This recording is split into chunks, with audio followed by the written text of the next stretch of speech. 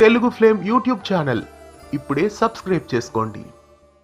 పడమటి సంధ్యారాగం సీరియల్ రాత్రి 8 గంటలకి ప్రేక్షకులని ఎంతగానో ఆకట్టుకుంటోంది.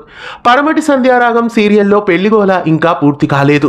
చాలా ఎపిసోడ్స్ నుండి సీనయ్యకి అలాగే రామలక్ష్మికి పెళ్లి జరుగుతుందని చూపిస్తూనే ఉన్నారు. కాకపోతే మండపంలోనే సీన్స్ జరుగుతున్నాయి కానీ కథ ఇంతవరకు ఏ విషయానికి తేలలేదు. ఇక ఆద్యను పెళ్లి చేసుకోవడానికి ఆదిత్య వాళ్ళు మరో సైడు తీసుకొని వెళ్ళుంటారు. అక్కడి నుండి సీక్రెట్ గా ఫోన్ చేసి మొదట రామలక్ష్మికి పెళ్లి ఆపడానికి చూస్తుంది.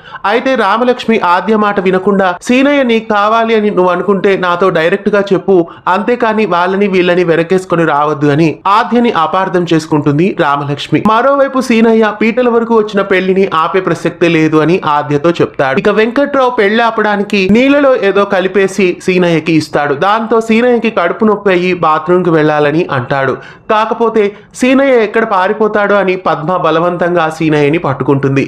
ఇక రాబోయే ఎపిసోడ్ లో ఆద్య పెళ్లి ఆపడానికి మళ్ళీ ప్లాన్ వేసింది. తన తండ్రిని చంపేసిన సీనయ్య ఎదుటే తాళి కట్టించుకుంటానని ఆదిత్యకి చెప్తుంది.